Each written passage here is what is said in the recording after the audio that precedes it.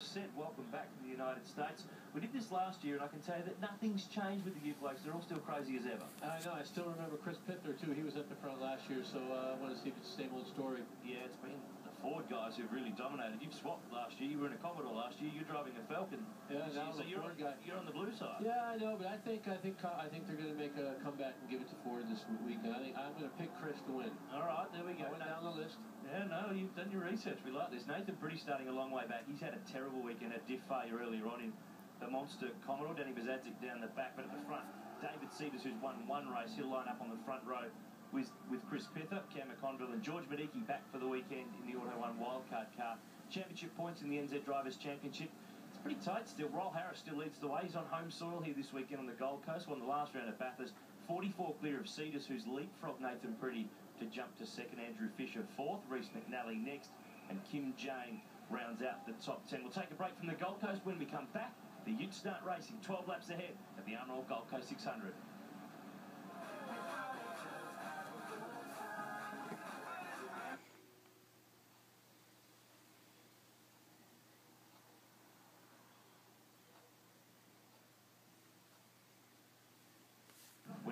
We would otherwise expect him to be. So David Cedars at the front. Chris Pither, the reigning champion, number one, is back this weekend. He's only done a couple of rounds so far this year. Cam McConville, the Bundy Ute, George Medicki, the Auto 1 wildcarder from fifth on the grid. The third car on the right in the queue is the white car of Royal Harris. Championship leader, 12 laps ahead. We let them loose to the first chicane, and the guys and girls get running. But it's David Cedars has got a pretty good jump on board. Actually, not on board, on the side of Craig Thomas's Commodore. This is where it gets just a little willy. And it's really tricky now because they made the curve so big this year. When they're really close like that, you can't really see them, so it's really easy to go to the high part and damage your car. Went through the flat part. Just a straight line, and it was easy that way. It's been 365 days and nothing changes. The Ute guys are still crazy. Back on board with Kim Jane, getting themselves sorted and out of that hairpin for the first time. We'll see the Utes at Winton and Sydney. They've still got a lot of racing to get through this year. Heavy cruise cars. Cedars off the curve. Keep it going with him. He's on board with Steve Charman, who's having his second run in the Utes. So far, they're all giving themselves a little bit of space. They're not really too aggressive right now, which is surprising me. Bit of time. We've got 11 laps to go here. McConville here, Bundaberg Commodore. Campers in action at Bathurst. Teaming up with James Courtney and finished fourth up there. Actually, he was the guy doing the driver assisting to the driver changes yesterday for the Holden Racing team. So even though he's not driving, they're making it work. Now, do you call these trucks for cars? Going the wrong way, Utes. You know, going the wrong way. Spun out. Danny Bazadzik will need a 5-point turn here to get going this straight line. There's four. One more, I hope you do. He'll be on his way. He's getting there. Cedars leads from Pither and McConville. Get back to George Medicki, who's actually been doing the last year or so in the States driving late models for Marcus Ambrose. And has come back to running the Dunlop Series, the development V8 Supercar category. But he started here in the Utes, so he's parachuted in for a one-off run. He's lost a spot there to Royal Harris. This is how Bazadzik went around. Steve Charman. Well, I spoke too soon when they were all giving each other a little bit of room. That's why there was 11 laps to go. Let's have a look on board again. See that one coming? Sorry. He didn't even get a kiss. Didn't even get a free delivery. No. Cedars, Pither and McConville have stretched away here, and Cedars is trying to claw back some ground on Royal Harris in the championship. There's Royal Harris. He's fourth in that white Falcon, number 58.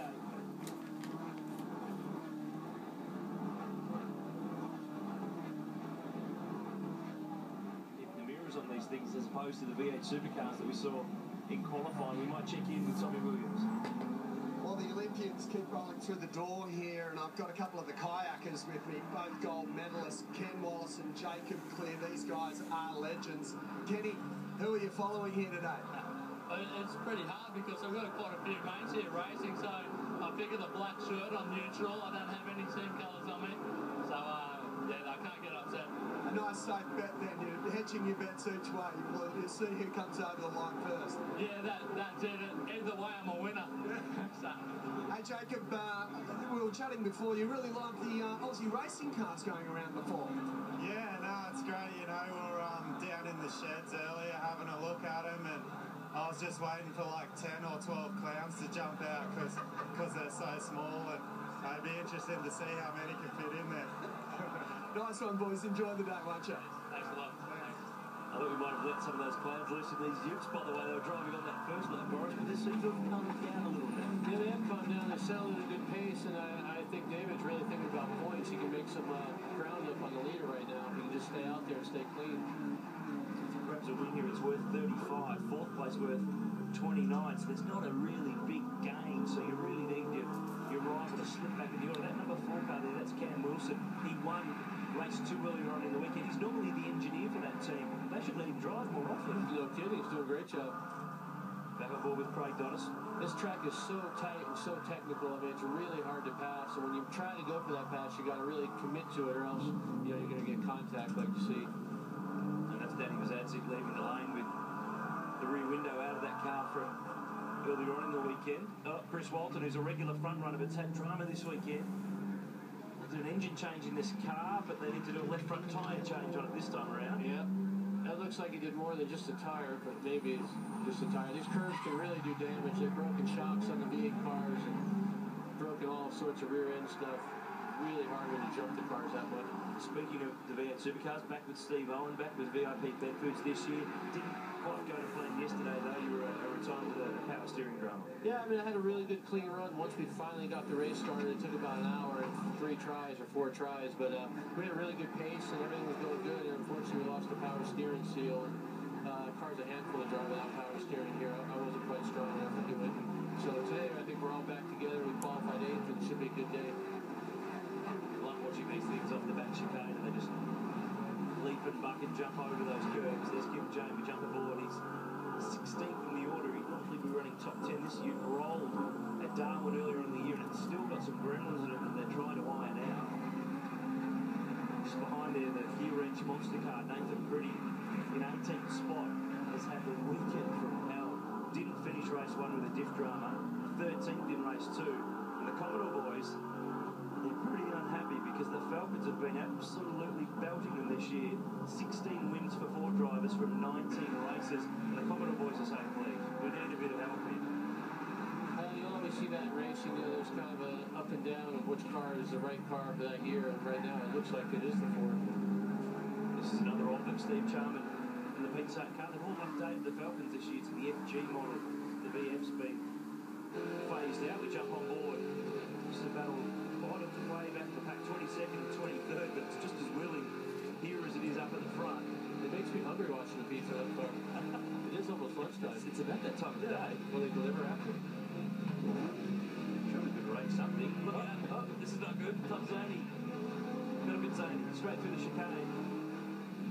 Now, see, I think he should really give up that spot. It looked like he was about to as well. But you're right. Jack Ellswood here, the number 11 ute. Former series runner-up. On a handful of rounds this year, but great having back. They're starting to get a little more aggressive on the curves, flying them further. Just so many blind corners here on this second section of the circuit. Quite open and flowing through the back chicane like here. It's all stop-start. Yeah, it's real tight. You guys really have a lot of confidence. Oh, there's drama here. It's coming. Wow. Wilson. Oh, these are the brothers. These are the Wilson brothers. He's going for hit and run. That might be a little tough for the dinner table today. Jared McLeod's got some dramas as well. He's limping along, but it's David Cedars who leads the way. He's on target for race win. He's on target for the round win. We're halfway through race 3. And the Auto 1 V8 Utes on the Gold Coast for us there.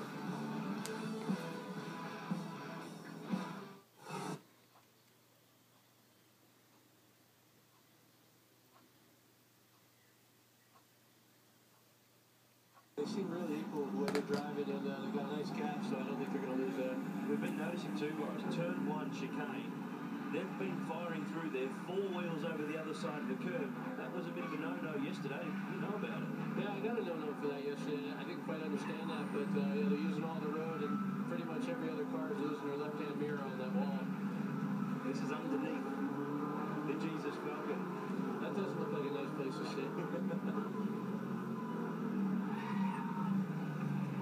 really is a good test for a car. I mean, if a car can take this, it's a great street car. It's probably like putting 100,000 kilometers on your street car in 20 minutes. Just with a few panels slightly damaged as well. It's working pretty hard under here. A lot of control components in the Utes series to keep it pretty even. Have a look at the glow on the discs. Yeah, oh, hang on a minute. That's 1,400 degrees right there. And then you've got to jam the brakes on again at the next one. They don't get a rest. Yeah, it's pretty hard to keep the brakes cool here.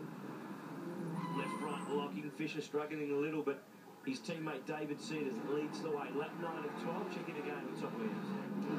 There has got to definitely be something in the water here on the Gold Coast that breeds Olympians. Nicky Hudson, 3 Olympic Games, skipper of the Hockey Roos, gold medals. What is it about this place? Well, it's the Gold Coast. It's gold and it's a coast, so all gold medals should live on the Gold Coast. There's plenty of us here. What are you up to these days? I'm actually happily retired for 4 years now.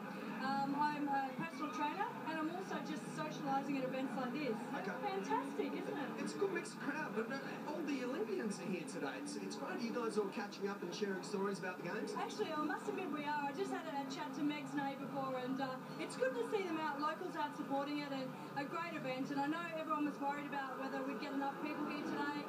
It's absolutely fantastic. The Gold Coast has turned it on, definitely. Hey, Nikki, who do you support in the V8 Supercars? You got a favourite driver? I'm a Craig Lowndes fan. Yeah, go Lounsey. Yeah, he's a great guy. We actually did a dinner together the other night. We went and spoke at a dinner, and I think hopefully he'll do well today. So fingers crossed. I'm sure he will. Thanks, Nikki. Thanks, Tom. Good to see you.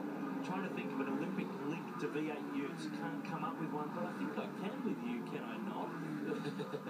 Maybe. Got something to do with your dad? Yeah, my dad was actually an Olympic bobsledder. I did 2 Olympics, and I actually worked with the Jeff Bodine project that helped the Americans get a gold medal at the last Olympics in bobsledding. So it's a really cool sport, just about as crazy as this. So they didn't let you drive? Actually, we did drive. We did 6 years of like the celebrity race up in Lake Placid. It was really cool. Won 4 out of 6, so I like bobsledding. Yeah, we struggle. I don't think Australia are world powerhouses in that sport just yet. We're still coming. It's too nice here. It's too sunny. No snow. Somebody lost a bit of car there. It's just standard. They'll right over. Have a look at this. It's tightening up at the front. Chris Smith, the last year's champ, who's only done a couple of rounds this year. He drove at Bathurst and Sandown with David Wall and the Wilson Security Commodore. He's closing in here with a couple of laps to go. He's still a chance. Yeah, with 2 laps to go, if he's going to go, he needs to go now. He needs to push on those brakes and see if he's got anything for him, but I don't think he does.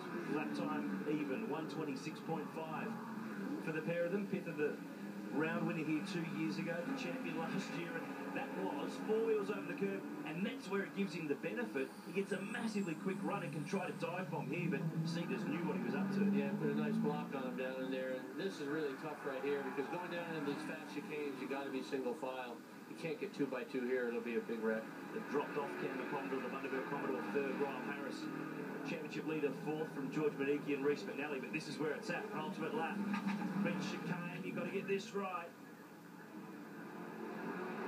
The Ford definitely looks like it has a little bit more pull out of the corners than down the straightaway. Pulled him a couple car lengths. Yeah, the Commodore drivers pretty unhappy at Bathurst where they felt that the changes to the cars weren't quite enough to bring them back into the game, and they were looking to take a little bit of weight out of the Commodores and lift the ride height on the Falcons just to try to get that balance back between them, which they've done a really good job of over the years. Always hope when you introduce a newer model car to make sure that it all works out, but they're getting closer. We've got a Ford leading and a Holden right on its bumper here, so in this instance it's not been too bad. Pitt has taken only a couple of hundredths to the second sector, so it doesn't look like he's got enough, but it's still going on elsewhere. Donis is in it here. That's a good pass. Gets it done, and that's Sean Carter, but he's got to move on. And that's for 11, so just outside the top 10. Playing this afternoon, you're going to start with the Epic Goods for? Yeah, as soon as we hang up here, I'm going to jump right in and get going. I can't wait. Yesterday, that was the longest start. We're just about done. How were your starts? Oh, they were fine. Didn't hit anybody, so knock on wood. Hopefully today can go that way. I think there's about 4 of you that are in that category. This is the Auto 1 replay with Craig Donis, but the drama was in front, Carter wide. So he basically capitalized on his mistake there. Once he locked the tires up, he just couldn't get back to the gas. Here's the man who is on the gas, David Cedars. through the back chicane.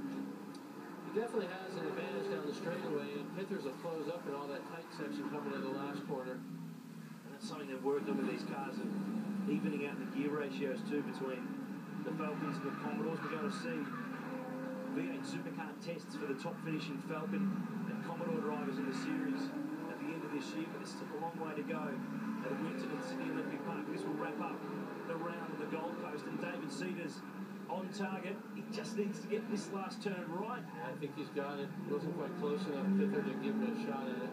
Or a shove. Exactly. I was trying to be polite. Cedars is off the last turn though, and will get home. He'll pick up the win in race 3. He'll pick up the round win in round 6, and that's his first round win of 2012. Does it in style. Checkered flag flies, and Pither will chase him over to second. He'll be second for the round. McConville third in the race and the round. So great job, Boris. Thanks for stepping in. All the best this afternoon. Appreciate it.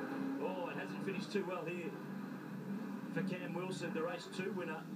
He's buried in the tyre bundle and trying to find reverse gear and get out of here. That's a shame. He's had a really good weekend, a 12th and a win. But he's stranded. That's not a good part of the track to be stuck on. Let's have a look at how he did it, all by himself. Not heavy contact, but in the wrong place. So recap the results. The series leader, Ryle Harris, 4th from the Auto 1 wildcard, George Benecke. Reece McNally next from Ryan Hansford. Andrew Fisher, Jake McNally, and Ben Wilson rounded out the top 10.